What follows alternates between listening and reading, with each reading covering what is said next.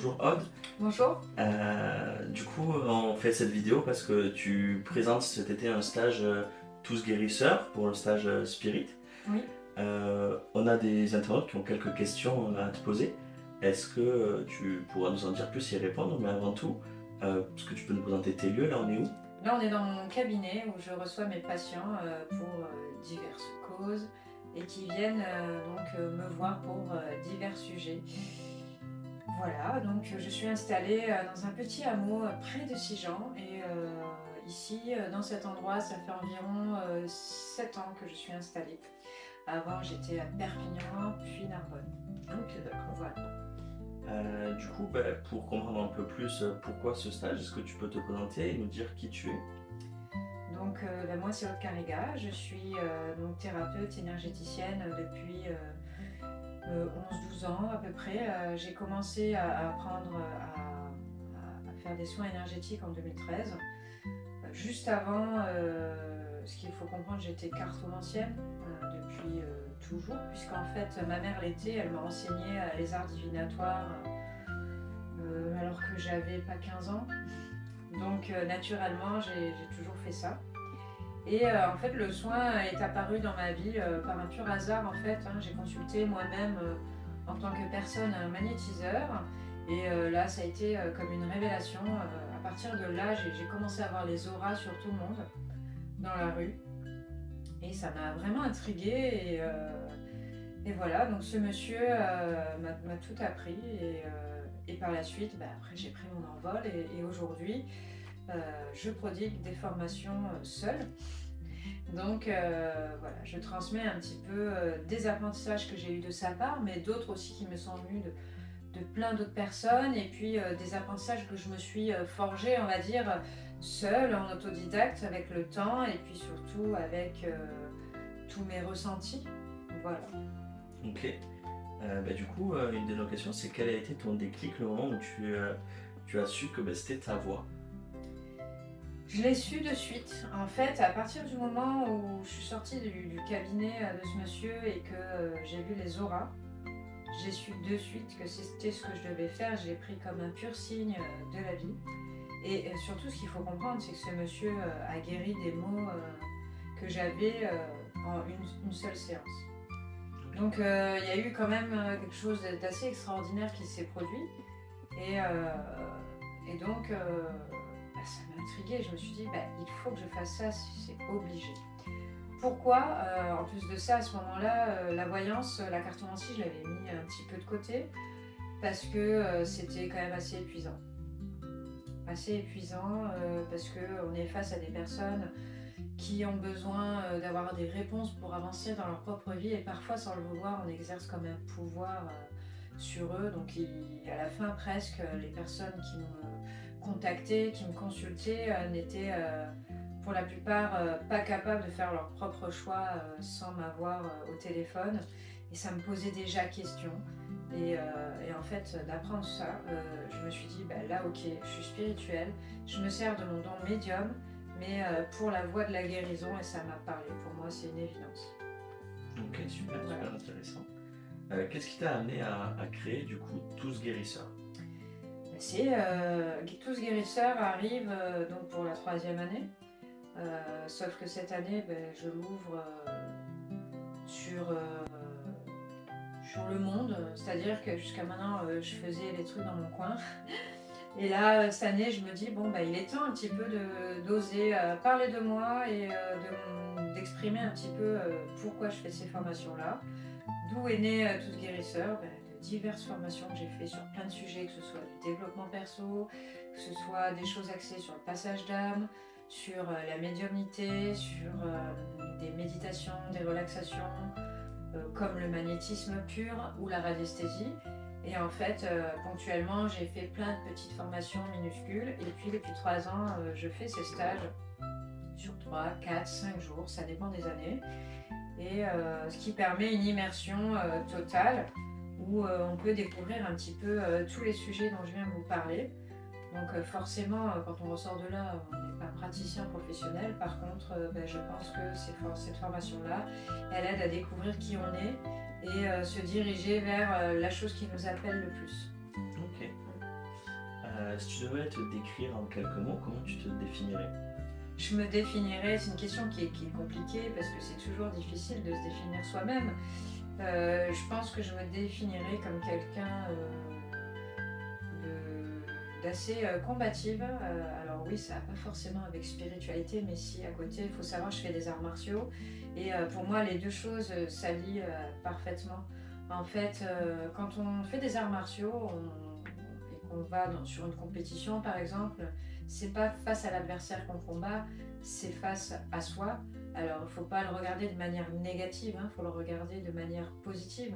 Un combat face à soi, c'est se donner des objectifs et les remplir, se regarder évoluer, être capable de voir sur quoi on doit travailler pour évoluer, pour avancer, pour arriver à un but. La spiritualité, c'est pareil pour moi. Je le vois de la même manière. Donc en fait, plus on va s'observer dans son éveil, plus on va apprendre à se connaître, plus on va être capable de se donner des objectifs pour être fier de soi, pour avancer, pour être aligné avec soi. Tout le monde parle d'alignement avec soi-même, c'est un petit peu ce qu'on entend partout. Être aligné avec soi, c'est être raccord avec ses propres choix. Ça ne veut pas dire qu'on a trouvé sa voie forcément, on est aligné à l'instant T, mais peut-être que dans 10 ans, cet alignement-là ne sera pas le bon pour moi, par exemple. Ok, d'accord. Du coup, c'est quoi le stage Spirit pour toi? Mais le stage Spirit, c'est la découverte de plein d'univers différents en un, en fait. C'est découvrir ses capacités médiumniques, ses capacités vibratoires, au travers de différents outils. Donc autant la radiesthésie que l'état de pleine conscience, comme aussi rentrer en communication avec des énergies, l'autre, l'humain, le vivant, la nature, mais aussi, pourquoi pas aussi des choses qui sont sur des plans plus hauts. Donc c'est ça, et puis c'est apprendre des méthodes qui permettent de développer des capacités pour avancer. Pour avancer, être fier de soi, être content de ses accomplissements, puisque on reste des êtres humains. Faut pas rester perché, il faut aussi être capable de voir ce côté terrien dont on a tous besoin. C'est un but, se voir évoluer, se sentir épanoui. Et je pense qu'au début, il faut toucher un peu à tout pour savoir un petit peu qu'est-ce qui nous appelle, qu'est-ce qui nous interpelle. Et s'il faut, à la fin, on gardera le tout, on gardera une polyvalence, peu importe. Mais je trouve ça très intéressant, très intéressant de pouvoir voir différentes visions aussi. C'est pourquoi il y a aussi des intervenants différents qui viennent sur cette formation. Ok. Mais du coup, qu'est-ce qui rend ce stage Spiritus Guérisseur différent des autres formations que tu as pu proposer auparavant? Jusqu'à maintenant, j'ai déjà fait venir des intervenants, c'est arrivé de manière ponctuelle. C'était surtout pour quelques heures ou des personnes qui étaient en soutien du travail que je pouvais faire et des transmissions que je préparais. Là, j'ai envie vraiment que d'autres personnes viennent transmettre des choses. Pourquoi? Parce que je pense qu'il est hyper important, c'est quelque chose que j'ai observé dans mon travail de formation, que les personnes qui viennent assister à ces formations, qui viennent apprendre, puissent avoir différentes vues de l'éveil. En fait, je ne peux pas être la seule parole. Pour moi, c'est assez négatif de se dire je vais leur donner ma parole et ils vont les boire et juste ce que je dis, alors qu'en fait non, ce qui est intéressant c'est que tout le monde puisse garder son libre arbitre et ressentir en lui ce qui lui plaît, simplement. Ok, super. Mais du coup, pourquoi août 2026? Pourquoi cette année-là tu lances ce changement-là? Et bien on est en année 1, donc en numérologie, donc c'est un recommencement, donc août 2026. C'est un nouveau départ pour moi. Je pense que pour moi, pour les autres aussi, pour les personnes qui vont venir former à mes côtés, c'est enfin un nouveau cycle, une manière de remercier ce nouveau cycle qui arrive, en fait, de dire, bon ben voilà, on arrive sur le nouveau cycle et on est toujours là pour transmettre, pour partager, pour rencontrer des gens. Et voilà, pourquoi? Parce que le mois d'août, je trouve ça un joli mois, il fait beau, c'est agréable, on est à la campagne, à la piscine, il faut voir aussi le bon côté. Ok. Dans ton programme, tu as plusieurs thématiques abordées. Pourquoi avoir choisi ces thématiques-là spécifiques? La radiesthésie, le magnétisme, le passeur d'âme? En fait, pour moi, être énergéticien, c'est être passeur d'âme, magnétisé. Et la radiesthésie, c'est vraiment un outil que j'affectionne beaucoup, que j'utilise énormément dans mon travail de recherche vibratoire. Et en fait, être énergéticien, c'est pas seulement remettre des énergies en place, réouvrir des chakras et nettoyer une aura, ça va plus loin, c'est chercher la racine psychologique, psychosomatique des maux du corps, c'est rechercher la racine peut-être même transgénérationnelle ou d'une autre vie. Et ça passe par être capable de rentrer en contact avec d'autres vibrations.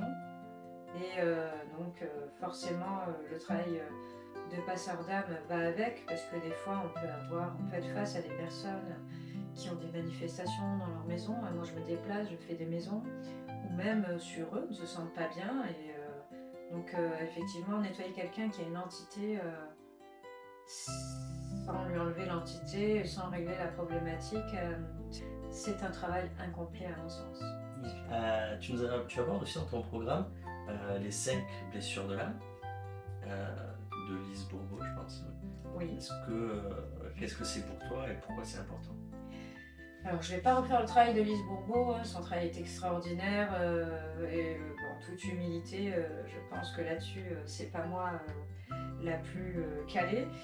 Ceci dit, en fait, quand on entame un travail spirituel et qu'on veut apprendre à guérir les autres ou se guérir soi, peu importe pourquoi on vient sur ce stage, hein, d'ailleurs, on peut venir pour soi-même comme venir pour aider les autres. Si on ne connaît pas la base des 5 blessures, on ne peut pas déjà nous-mêmes avancer, évoluer, apprendre à se regarder sur ces blessures, si elles font partie de notre vie, si elles ont une empreinte sur nous au quotidien. Et ça nous permet aussi d'aider les autres, en fait. C'est des bases très importantes. Ça permet d'aiguiller aussi les patients qui vont venir nous voir.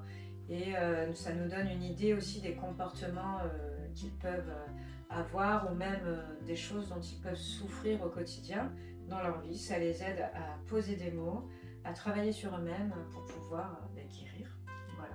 Guérisseur, c'est ça, c'est un ensemble de choses. Ok. À la fin du stage, les personnes qui viennent, concrètement, comment elles repartent, avec quoi elles repartent?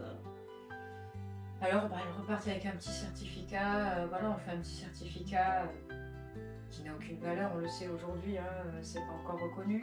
Pour autant, c'est une petite attestation de réussite, un certificat, ça permet à chacun de valoriser le travail.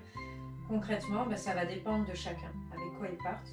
Ça va dépendre de là où on était quand on est arrivé. Et ça va dépendre de comment on vit le stage. Il y a des personnes pour qui ça va être très bouleversant en positif. Ça va faire un déclic, ça va faire une transformation. Et la personne derrière, elle va se lancer à corps perdu dans d'autres apprentissages, elle va aller faire d'autres formations, elle va se nourrir encore plus. Ça lui met un pied à l'étrier. Comme une personne qui s'y connaît déjà, qui a déjà fait plusieurs stages et qui va venir ici et qui va entendre une autre manière de voir les choses, qui va affiner son travail, comme une personne qui débute et qui va venir toucher un peu tout, mais quoi qu'il en soit, elle repart grandie parce qu'elle aura testé des choses, ça lui aura permis de prendre confiance et d'avancer pour le futur. Donc en toute humilité, bien sûr, c'est pas en 5 jours qu'on devient énergéticien, guérisseur, magnétiseur, passeur d'âme. Mais ça nous permet quand même de se dire, voilà, ça c'est fait pour moi, je suis sûre que là maintenant, je suis au bon endroit et je sais qu'est-ce que je veux faire par la suite. Ok. Ça donne envie de venir. Eh bien, tant mieux. Tu nous parles depuis le début que le changement dans cette formation, c'est que tu as des intervenants avec toi. Comment as-tu choisi du coup ces intervenants? Alors, ces intervenants, c'est des personnes que je connais, avec qui j'ai été amenée déjà à travailler. Je les ai choisis pour leurs valeurs personnelles.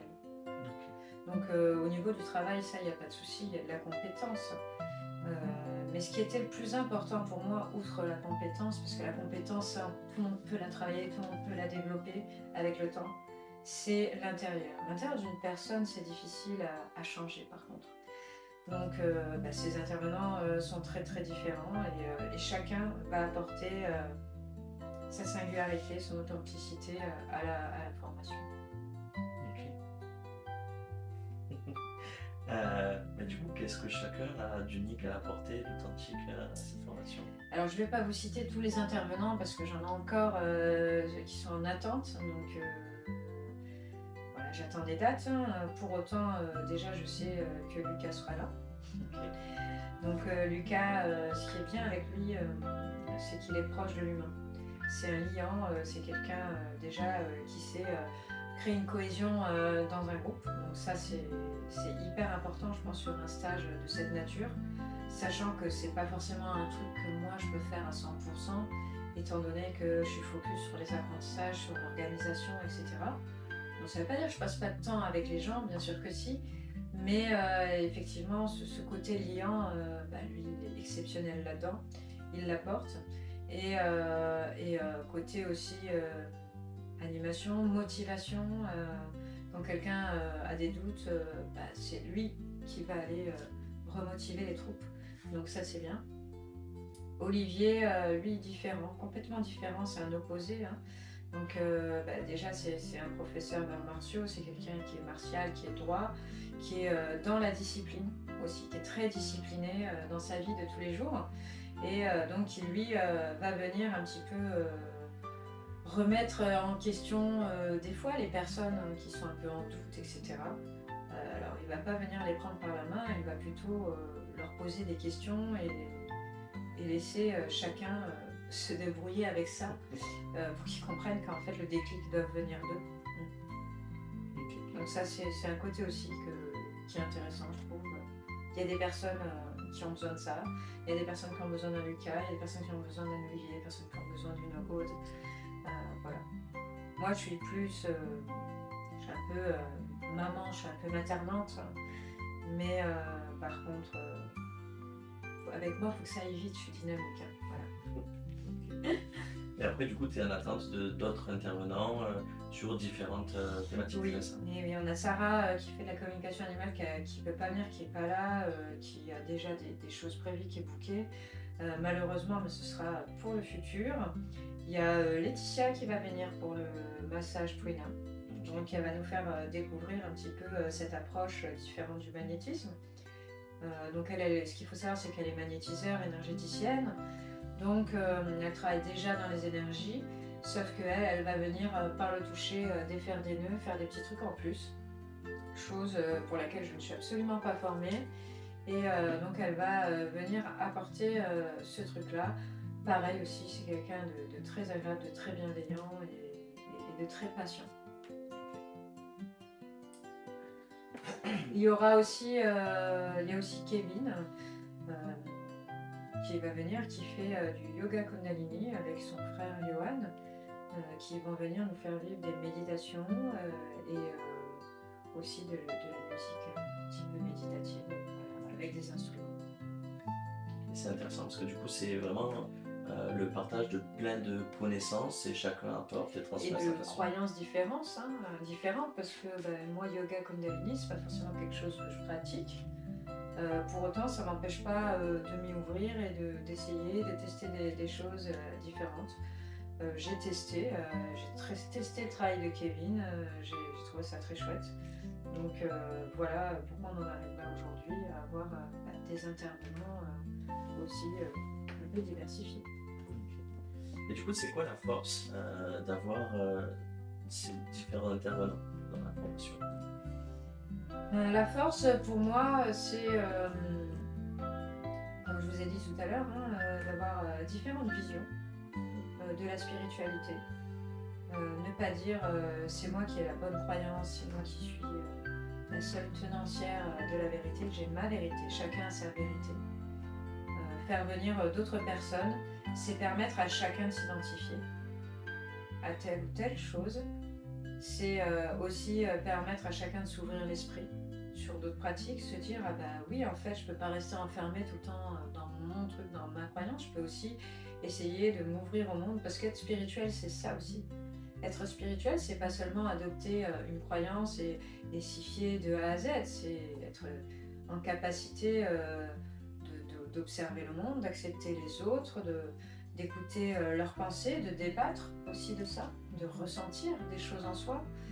Et donc cette diversité sur ce stage va permettre ponctuellement aussi de recevoir des personnes extérieures. C'est-à-dire qu'il y aura les internes du stage et les extérieurs qui pourront venir ponctuellement sur des modules organisés. Mais du coup là on va se référer un petit peu aux stagiaires qu'il y aura. À qui s'adresse vraiment ce stage? Ce stage s'adresse avant tout aux personnes qui ont ressenti en eux qu'il y avait un changement, un éveil, et qu'ils ne savent pas vraiment qu'est-ce qu'ils doivent faire comme pratique pour avancer. Parce que le cerveau humain il est comme ça, il pense qu'il doit absolument pratiquer telle ou telle chose pour avancer, c'est totalement naturel et normal. Donc en fait, c'est toute personne qui a envie d'apprendre des choses, qui est curieuse. Comme toute personne déjà formée qui veut apprendre des nouvelles choses. Comme toute personne qui veut juste partager des moments sympas, apprendre à guérir les autres, mais aussi à se guérir soi-même ou que se guérir soi-même, peu importe. Ce stage-là, il est ouvert un petit peu à tout le monde. Après, au minima, il faut savoir pourquoi on vient là, en fait. Il faut avoir un objectif, ça c'est important. Ok, mais du coup, comment on sait si on est prêt à vivre cette expérience? Il suffit de me contacter, vous le sentirez en vous. Qu'est-ce que tu dirais à quelqu'un qui hésite à venir? En fait, qu'il n'a rien à perdre, il a juste tout à gagner. En fait, ici c'est pas une compétition. Il n'y a pas j'arrive pas à faire ci, il n'y a pas de comparaison à avoir avec les autres. C'est en fait, tu as tout à y gagner, tu apprends des choses ou soit à la fin tu repars d'accord avec la chose, soit tu dis bon je suis pas d'accord, c'est pas pour moi. Dans tous les cas, tu as gagné quelque chose, tu as gagné une réponse. Donc moi je pense qu'à partir du moment où il y a une hésitation, c'est qu'à la base on avait envie de venir, donc venez. Ok. Là, on va parler un peu de ton expérience vécue.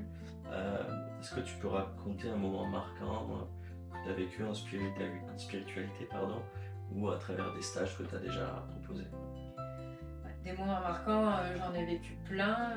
Si on parle de pure médiumnité, je dirais que je pense que la chose qui m'a le plus choquée, ou même moi-même je n'y croyais pas, c'est quand j'ai retrouvé une personne disparue en forêt avec mon pendule. Alors ça m'a impressionnée. Pourtant je suis capable de donner des prénoms de personnes décédées autour de personnes, je suis capable d'entendre énormément de choses, de ressentir beaucoup de choses.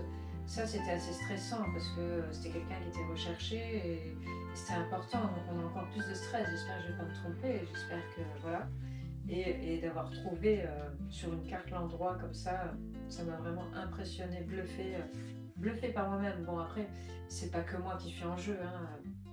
Bien sûr on m'a aidé. Donc merci aux anges gardiens qui m'ont aidé jusque-là, mais c'est assez incroyable de pouvoir entendre des choses et aider les personnes. Donc ça m'a beaucoup marqué. Après, dans la formation, ce qui me marque à chaque fois, c'est de voir tout cet amour. Cet amour que des personnes inconnues sont capables de se donner.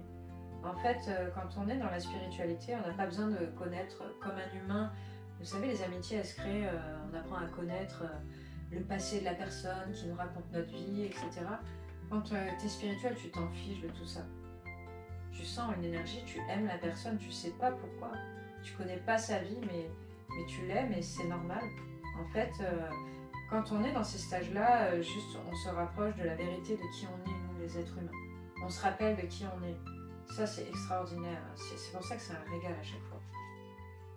Et du coup, quelle transformation as-tu observé chez les participants qui ont déjà vécu ces stages avec toi? Ça a pu être un déclic, comme des personnes qui sont allées jusqu'à s'installer, en fait. C'est pas que grâce à moi, c'est grâce à eux aussi avant tout. Pour autant, peut-être que en venant sur mes formations, ça les a confortés dans ce qu'ils voulaient faire, être, et peut-être les a aidés à oser, tout simplement. Ok. Euh, et du coup, toi, quand tu vois ces transformations chez tes stagiaires, chez tes apprenants, qu'est-ce que ça t'apporte à toi? Une grande satisfaction, hein, ça fait partie de mes missions d'âme, si je puis dire. Pour moi, la transmission, c'est ce dont pourquoi je suis faite. D'ailleurs, dans le civil, enfin, ce que je veux dire dans mes activités civiles, on va dire, je suis formatrice hein, dans d'autres champs, dans l'animation et le sport. Et du coup, c'est tout naturellement que au niveau spirituel, c'est venu. Donc en fait, quand je parle de mission d'âme, je parle vraiment de quelque chose que je ressens profondément en moi depuis toujours. La transmission, avant tout, c'est vraiment pour moi ma mission principale. Après, dans la spiritualité, vu que je suis canal, que je perçois des choses, effectivement, les personnes souvent me demandent conseils sur certains cheminements, certains chemins qu'ils doivent emprunter, bien sûr. Je ne donne pas la réponse toute faite, par contre, je les aide à réfléchir sur eux-mêmes.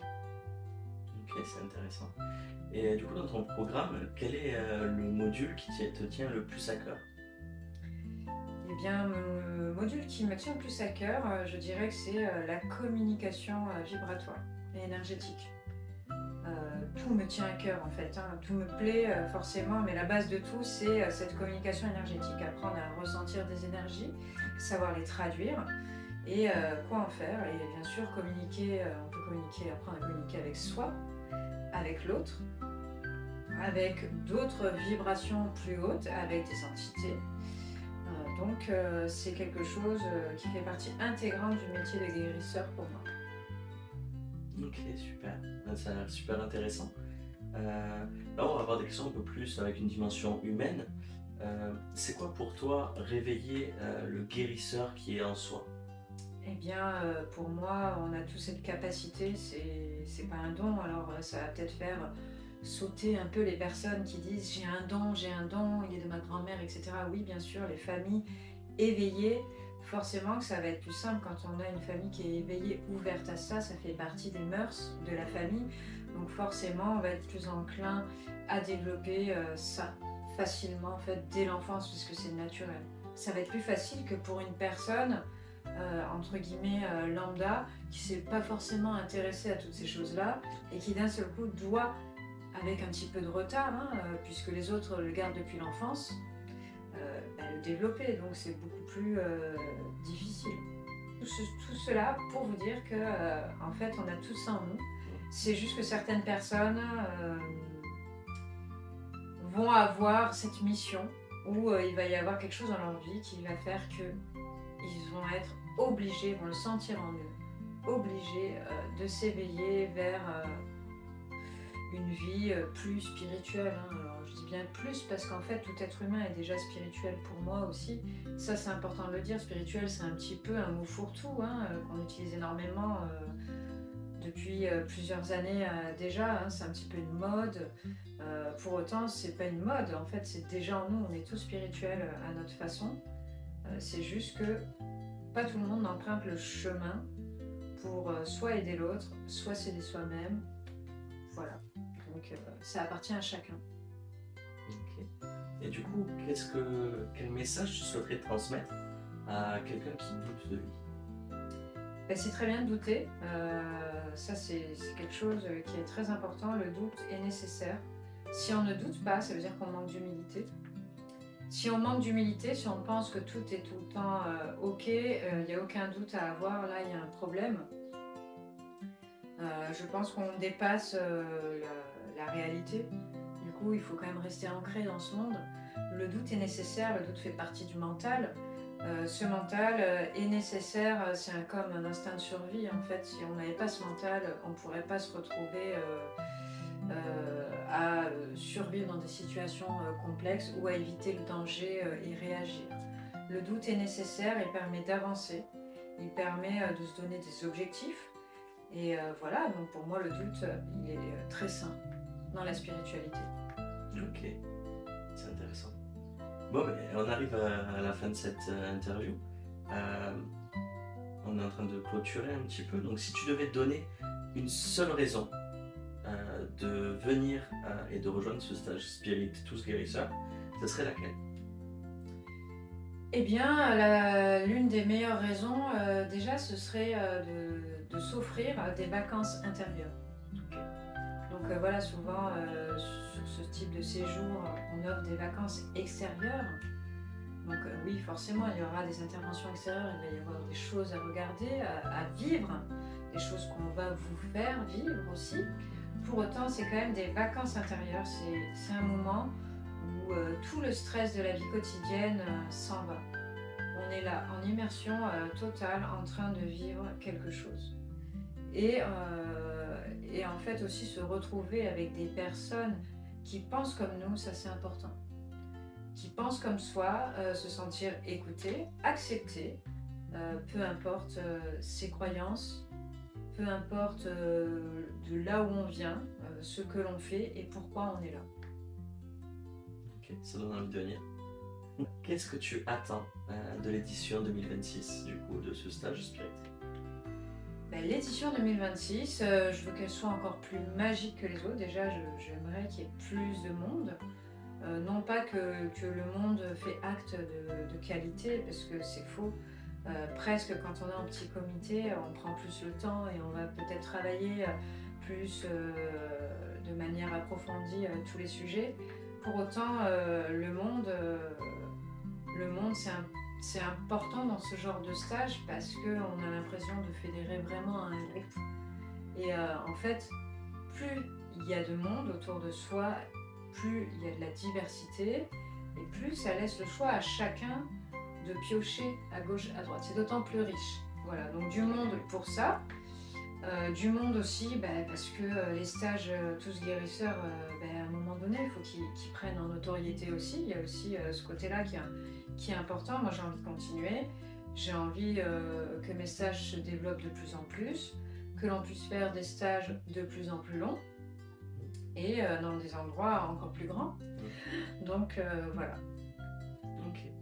Avant le dernier mot de la fin, il me semble que ça fait plusieurs années que tu apparais dans l'annuaire des guérisseurs. Est-ce que tu peux nous en parler?